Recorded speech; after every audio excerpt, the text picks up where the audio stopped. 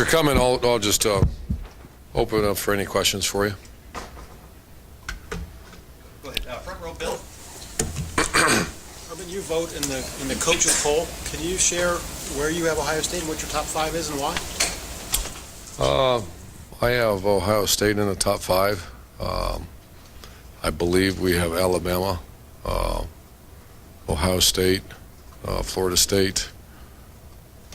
I'm trying to think right now. You caught me off surprise. So it's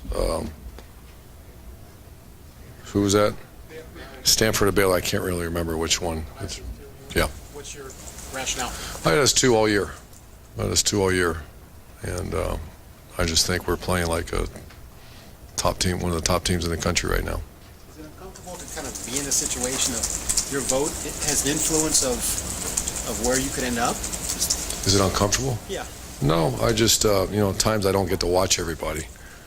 So it sometimes puts you in a hard position. This last week I did get to watch everybody. There's some very good teams in the country, and I believe we're a very good team. Tim. Yeah, Urban, can you explain this new signing deal that you're allowed to sign a guy to it's not a letter of intent. Sorry about that. That's okay. I'm sorry. You want me to start a little? Yes. I got the same color. It's not a letter of intent, but I'll take that drink. Apologize, Tim. All right, go ahead. That's okay, man. It's not a letter of intent, but you can deal with the kid on a full-time basis, and yet it's not binding for him. What do y'all get out of that more than anything else? I mean, that is a bizarre rule that came out of right field, and that means that a mid-semester, a mid-year guy, you're allowed to go meet with him. You're allowed to announce it publicly, and I don't know the rationale. I mean, I don't remember voting on this. I don't remember any conversation, and we might have, and I'm not sure the rationale. Yeah, but yes, I'm gonna say the benefit is only that you can be with. Oh no, there's a huge benefit. You're allowed to text them. You're allowed to talk to them. You're allowed to. I mean, I saw the list. I was like, "Are you?" I mean, I argued with our compliance guy. I said, "There's no way they're allowed to do that." And then, sure enough, we are. So you're allowed to go meet with them. Unlimited contacts. Think about that. Yeah. So you have unlimited. So there is a ridiculous benefit. But the way I understand it too is that they can still go somewhere else if it's in a different conference. But I don't know. Another quick follow. Braxton, we talked to you about him a little bit last week. The last time he went to Illinois, threw the ball one time, or completed one pass to Jake Stoneburner. How much further along is he in that regard? But do you always go into, when you go into Illinois, you almost have to have 2 game plans based on, you don't know what the wind's going to be like that day? It's been a while since I've been there. I think that's many times you play in this part of the country that you have to be prepared for that. I can assure you that we're in a much different place than we was 2 years ago, and I can see that. I mean, Braxton would be the first one to tell you. Braxton, at this point last year, we weren't real fired up at times throwing the ball. If you remember against Wisconsin, that was. But it's a whole different. We're in a completely different mindset. I have complete confidence in both our quarterbacks and our guys behind them. And the guys catching the passes. So it's apples and oranges, completely different scenario. Third row, middle, David. Urban, before the year, you talked about Jack Meyer as one of the top leaders you've ever had. Now, as he kind of approaches the last few weeks of his career here, has he lived up to that billing? And I guess how have you seen him grow? Jack Meyer has turned himself into a definite high-level pro prospect. He's one of the best leaders I've been around. He's a tough guy that I like to think that people would say that Ohio State's a tough program, and he's kind of the benchmark.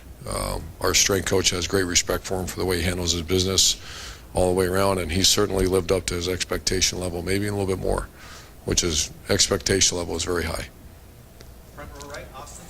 Urban, it seemed like Curtis Grant and Joshua Perry both had maybe minor issues leaving the Purdue game. Is everything okay with both of those guys? Josh Perry had surgery on a dislocated finger. He practiced full speed today, practiced all last week too, so he's fine. He's just in a little bit of a splint right now. What was the other name? Curtis Grant did not practice today. We expect him back tomorrow. And his was ankle sprain and low back, but he should be ready to go by tomorrow. During preseason and even throughout this year, you pointed to the linebackers as the group that maybe had the furthest to go to get to that Ohio standard. Is it because of the depth behind these guys, or are the starters giving you about what you would want? Ryan Shazier is starting to play at a very high level, which we expected. Early in the season, he was not. He's playing at a pretty good level right now. It's just the depth, and I like the fact Curtis Grant has played pretty good. Still not Ohio State standard because he's been banged up a little bit in his first year playing, but he's been very adequate at that position. We need more though, and he's going to give us more. And Josh Perry has been developed recently. He started the season is nowhere near what we expect from Ohio State linebacker, but his last few weeks of practice and certainly in the games has played very well. The depth is a major concern. We're nowhere near where we need to be as far as the expectation level of the linebacker play here. When you think of the great linebackers that have, arguably the last decade, as good a linebackers ever in the country have played at Ohio State, and we need to get back to that. Front row left, Rusty. Herbert, what were your impressions of the games that you saw? What did you think of Alabama and LSU? And particularly, did you get a chance to see Michigan, Nebraska, maybe? I did watch a lot of football. Like I said, I think there's some very good teams out there, and I really enjoyed watching the Oregon-Stanford game. Two very good teams. I saw Alabama, LSU, excellent teams. I thought I watched some of the Baylor, Oklahoma. So I watched a lot of, as much as I could get my hands on football. And like I said, just what's our impression? My impression is, like I said, that Alabama, LSU, that was high-level football, and so was Oregon, Stanford. And so just got a lot of respect for those teams. Real quick follow-up also, how difficult is it this week to get players to concentrate on an 0-5 team that's 0-5? No issue whatsoever. This is a very invested team, and I'm watching that. I'm just telling you, as of Monday, no issue whatsoever. I mean, there'll be a bomb go off if I start to see that, or we all start to see that, because that means they're not. This is a very invested team. Invested teams don't. This is all about. Tomorrow we're going to really get after it. So. Back row left, Kevin. Coach, I want to touch upon the mid-year signings as well that Tim brought up. You said you're allowed to acknowledge these players. Are you allowed to speak on them as if they're signees on Curtis Samuel, Marcellus Jones? And if so, can you speak on them a little bit? And then do you see? I don't want to screw that up. I'm going to pass on that because it has nothing to do with us winning this next game. And I might make I made stupid errors before, so I think that's what the rule says. Do you see this maybe as a concession to the people that have been really pushing for a second signing period in college football? I don't know. To be honest with you, I have no idea who comes up with it. I have no idea. Front row, Lori. Coach, kind of jumping off Tim's question, I know you spend enough time scouting the upcoming opponent, but how much time in advance work do you spend on the game conditions? Do you have A studies? lot. Absolutely. It's going to be 50 degrees, and we already know the forecast on I get it every day, exactly what we're expecting weather-wise for that game. So, that's a big part of it, every week. What do you know about Illinois? I coached at Illinois State for 2 years, visited Champaign many times. When I was a graduate assistant here, we played there one time. Big time stadium, I remember that, but it's been a while. So, we got to be prepared for getting Illinois' best shot. They've played some pretty good football as of late. Certainly offensively, the quarterback's leading the league in throwing. They took Penn State to overtime, and then they put on a lot of points. I think 600 yards on this last game. So. A very good punt returner, so I know a lot about Illinois. Second row middle, Dave. You talked about wanting an angry team, Coach. Do you feel like you have an angry team? Is it easy to have an angry team right now when you have people saying you'd be on the outside looking in despite the fact that you guys are undefeated? And just what's kind of the mindset of the team right now? I think so. I think that's we use that a little bit, and we also I like the term right now, invested. I couldn't say that last year because I don't know. This is a very invested team, so. I know those are two little different words, but very similar. Basically you're locked in as a team and you're focused on the next task, and that's what this team is right now. Frustrating at all, or do you not even let yourself No, we've had, and I just told those guys I've been in this situation before, and just you have nothing to do with nothing other than get ready to go play, because there's so much football to be played. Front row left, Doug. Urban, just real quick, the one pass completion game 2 years ago, did you watch that game? I don't know, at the time, or have you seen any film of it since? Or what do you think of the idea of the team winning the game? Yeah, I heard of that. Win the game however you can. I don't know the conditions, and I know he had a young quarterback and a fairly non-functional group of wideouts. So I would imagine you're going to do what we did, run the quarterback a lot. Do what you got to do to walk out of there with a win. When you think of it, last year you guys were undefeated. Right now you're undefeated. How do you compare your team right now to the team last year? Are you a better team? We're a better team. We're a better functioning team. I don't want to ever disrespect our seniors because they were such an incredible group of players, and they're really good players too. So we're just more functional, certainly in offense. On defense, we're not quite. I'm not sure we're quite as good. You remember this time last year is when we hit the accelerator and we played excellent defense. We are playing. I understand we're top 10 in the country in defense and rushing defense, total defense, and scoring defense. That's pretty good with replacing 9 starters. So we are getting a little better on defense. Comparing the teams last year, I think that's interesting conversation, but we're just more functional, certainly on offense. We're much better on offense than we were a year ago. Defensively, so I'm not sure. And special teams were much better this year. Block punts on last time that you were dealing with last year. Seems like you're not making mistakes on special teams. No. If you look at our punt teams had the same players on it every week. And last year was like, we didn't know the guys, and the guys were getting hurt, and guys weren't good enough, and we're just performing much higher level. And you talked about that leadership last year a lot. I know that was a concern coming into this year.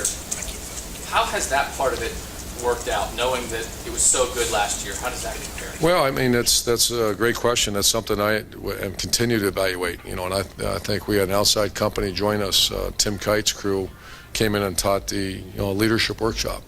A lot of time spent on it through spring, summer, and then we actually did it during training camp. So I'd grade it a very plus right now. There's some purpose-driven players that are leaders, and that's what you want on a team. I see it.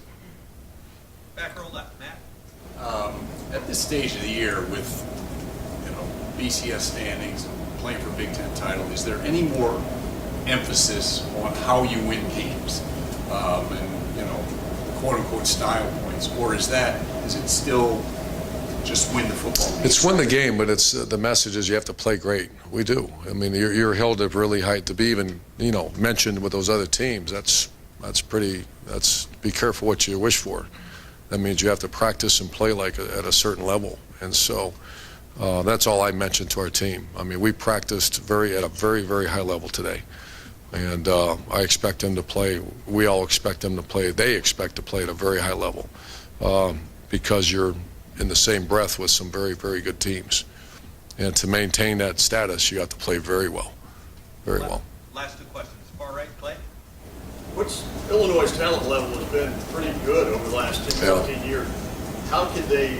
What's their breakdown? They're on an 0-19 Big Ten streak. Yeah, I think offensively, it's certainly not on offense right now. I think defensively, they're still trying. They're going through. They're going through some growing pains, I guess would be the appropriate. Just what I see on film. What I see on offense is an explosive offense.